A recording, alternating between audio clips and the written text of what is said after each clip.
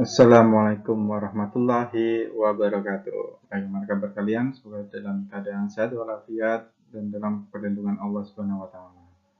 Baik, bersama lagi dengan saya Pandu Pramrita yang akan membersamai kalian pada mata kuliah Filsafat Nusantara. Kali ini saya akan menjelaskan mengenai nilai filosofis pada seni sastra Nusantara. Baik, kita mulai dari sekilas tentang seni sastra.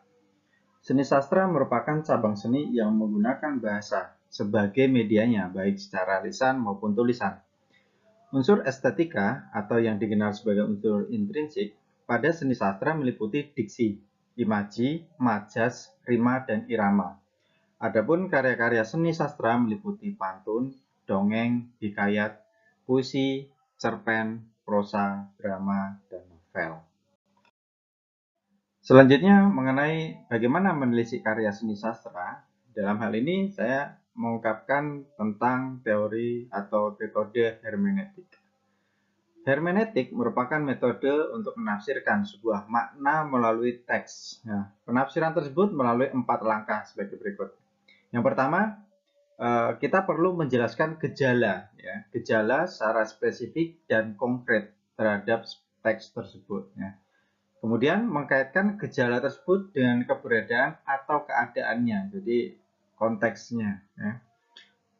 Kemudian langkah ketiga, mengkaitkan keadaan atau keberadaan gejala dengan norma, ya, norma yang ada di dalam masyarakat tersebut.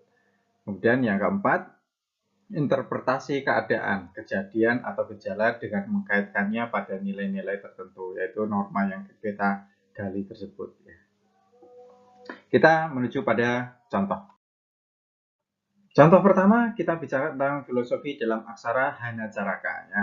Oke, perlu dipertegas bahwa kalau membicarakan aksaranya saja, ini berada pada cangkupan seni rupa. Ya. Tetapi ketika kita bicara tentang latar belakang aksara tersebut muncul, ini bicara tentang sastranya. Di sini kan dikisahkan Hanacaraka itu ada kisahnya gitu kan, dikisahkan gitu. Hanacaraka, kemunculan Hanacaraka itu dikisahkan. Nah, Hanacaraka merupakan aksara yang digunakan di Pulau Jawa ya, tidak hanya di masyarakat Jawa aja, tapi di sebagian Pulau Jawa itu menggunakan Hanacaraka, bahkan Bali pun juga menggunakan Hanacaraka. Cuma ada beberapa huruf yang berbeda. Di Jawa Barat pun sebagian juga menggunakan Hanacaraka juga. Ya. Meskipun itu juga pengaruh dari Jawa juga ya. Nah, kemunculan aksara ini tidak lepas dari tokoh Aji Saka, ya, Raja Medang Kamulan. Aksara tersebut tersusun sebagai berikut: Hanacaraka, kemudian Data Sawala, Pada Jayanya, dan Maga Batanga. Dari susunan tersebut memunculkan sebuah kisah. Ya. Jadi susunan jadi kalau misalkan di alfabet itu kan ada A, B, C, D, E, F, G ya. Kalau misalkan di Hanacaraka itu adalah Hanacaraka, Data Sawala, Pada Jayanya, dan Maga Batanga. Dan ini susunan ini itu sebenarnya juga tidak hanya asal menyusun, tapi juga susunan tersebut itu membentuk sebuah kisah. Meskipun perlu diketahui bahwa ini sebenarnya seperti jembatan keledai ya. Jadi kisah tersebut itu hanyalah sebuah metode bagi masyarakat zaman dahulu untuk masyarakatnya itu bisa hafal ya. Makanya disusun dengan sedemikian rupa kemudian membentuk satu cerita tersendiri. Nah, kisah tersebut memunculkan satu kisah tentang dua abdi ya. Dari Hanacaraka itu berarti ada dua utusan. Kemudian Data Sawala yang saling berselisih. Kemudian Pada Jayanya yang memiliki arti sama kuatnya, dan Maga Batanga. Inilah mayatnya. Artinya kedua utusan tersebut itu karena kekuatannya itu sama, kemudian kedua-duanya mati. Dalam cerita tersebut, kedua patih harus mengunduh woheng panggawe. Nah, dalam masyarakat Jawa itu ada nilai yang disebut sebagai ngunduh woheng pagawe, artinya itu mendapatkan buah perbuatannya sendirinya, artinya harus menerima hasil perbuatan mereka ya. Jika kedua patih dapat membicarakan dengan baik dan mau mengklarifikasi atas apa yang menjadi perintah masing-masing kepada Ajisaka, maka tidak akan ada perselisihan. Jadi di sini ada dua patih yang bernama Sembadra dan Dora ya. Dora itu Sembadra itu ditugaskan untuk menjaga pusaka dari Ajisaka, kemudian si Dora itu berkelana dengan Ajisaka untuk menaklukkan Raja Dewata Cengkar. Nah, setelah Ajisaka ini berhasil menaklukkan, si Dora kemudian diutus untuk membawa pusakanya kepada Ajisaka. Tapi karena Sembadra sudah diperintah untuk menjaga pusakanya, kemudian mereka bersikukuh ya atas masing-masing perintah dari Ajisaka. Kemudian terjadi perselisihan dan kemudian mereka meninggal semua. Nah, maka nilai muncul adalah urip rukun ojo gawe pati lan larane liyan. Jadi ada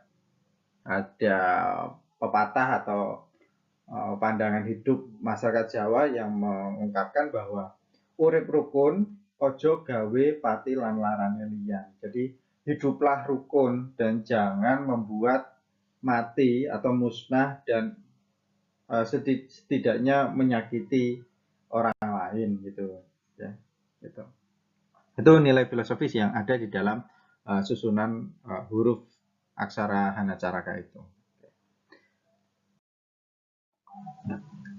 Contoh yang kedua, kita bicara tentang filosofi dalam dongeng Jaka Tarub. Ya, saya yakin sebagian besar dari kalian sudah pernah setidaknya mendengar atau kemudian membaca secara langsung dan mungkin juga membaca kitabnya secara langsung ya. Jadi ini ada di di Babat Tanah Jawa ya. Jaka Tarub merupakan cerita dongeng yang menceritakan bahwa Jaka Tarub yang mengambil selendang salah satu dari 7 bidadari ya, yaitu Dewi Nawang Wulan.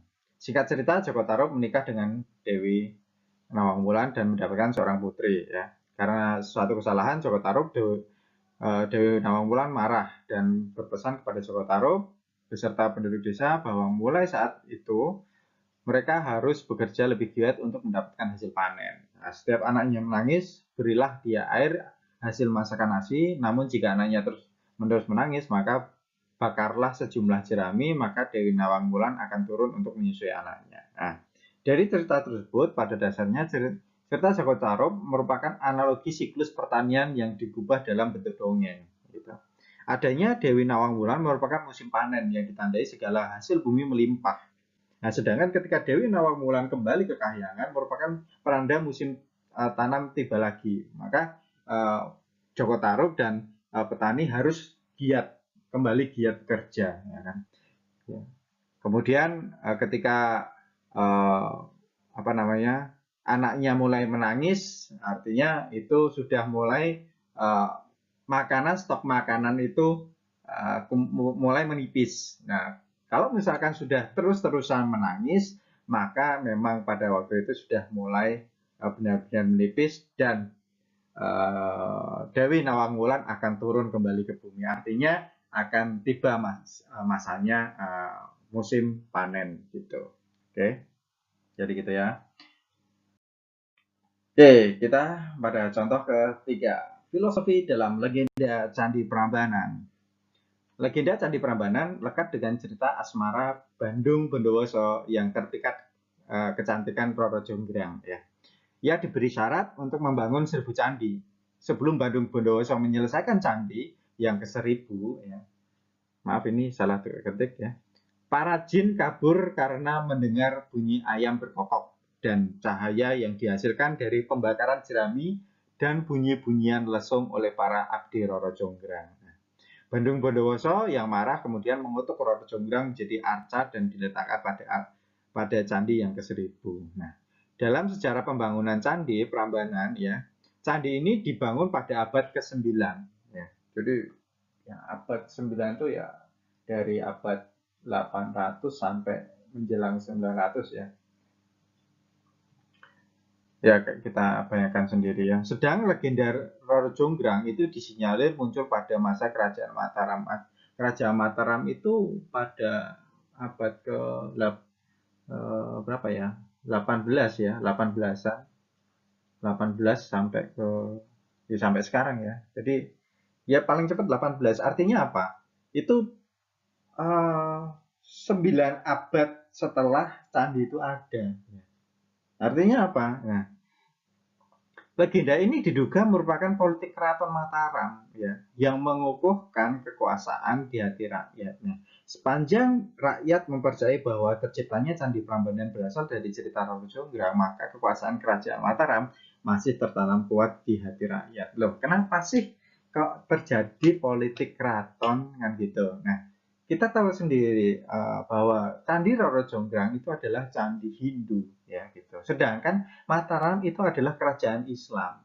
Nah, kita kan nggak mungkin bagi negeri yang beradab itu nggak mungkin mereka harus membongkar satu bangunan ibadah. Ini kan bangunan ibadah ya, candi namanya candi itu kan bangunan ibadah kan nggak mungkin apa namanya sebuah negeri itu merobohkan sebuah bangunan ibadah. Sehingga yang uh, yang dibentuk apa?